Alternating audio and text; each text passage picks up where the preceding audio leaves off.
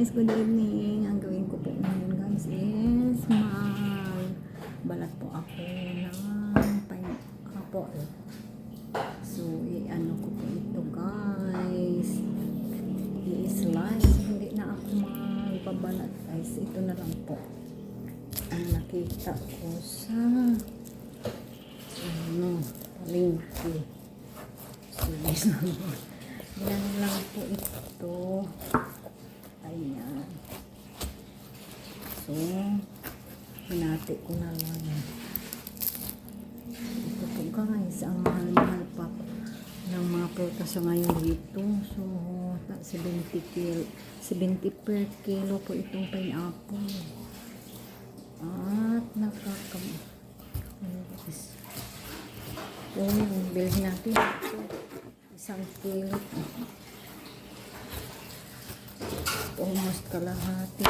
So, ang nababay ko dito guys is 100 pesos. So, ayan. Dali lang itong baladan guys.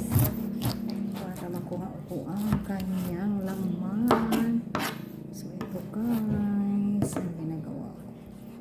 So, ganunin ko lang po ito. Para madali. So, ayan. Hindi na kayo magkuha-kuha ng mata. So, ayan. So, ito na po guys.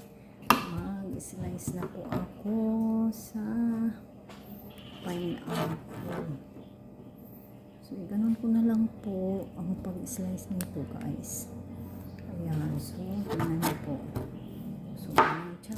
So, madali lang. Madali lang guys. Mag-ano ng pinya. Dinaya ko na lang itong sa palengke kasi gabi na guys. Na po kami, magabihan na po kami uuwi sa akin. So ito, gano'n lang yung ginaya ko na lang yung guys, nagbenta nito. So may naman, may bumibili naman at pina-slice, pinabalatan. So ayan. Tama guys, parang malapit ng umulan. So, inano ko na lang. Sinabi ko na lang na ako na lang po ang magbalat at magkuha ng kanyang lamang pa. Madali guys. Ito na po. So,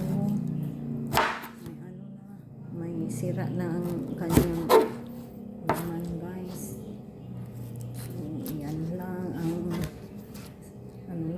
Dali lang guys. So, hindi na kayo magproblema ng pagkuha ng kanyang mga mata guys. So, para pwede na akong guys, magbibenta ng pineapple kasi marunong na akong balat. So, ayan. Ayan na natin. So, ang dali-dali lang po guys. Malapit na akong matapos. So, ayan. So, ito po ang ginagawa ko sa ngayong gabi na to. Kasi gusto po niya bibi na kumakain ng pinya before maghapunan guys. So, ayan. Ito. So, kukunin ko itong niya guys, yung kanyang buto dito sa kanyang kapikit sa unod. So ayan, kunti lang guys. Ayan, madali lang. Pwede na kayong mag-order sa akin ng pineapple kasi marunong na ako balat at magkuha ng kanyang unod. Kasi parit ko na lang itong yung kanyang balat. At saka yung kanyang laman. Okay. Tapos na ito guys. Ayan po sa ngayon. So, try. Ito po guys, ang isang kilot kalahati. Ito lang ang kanyang laman.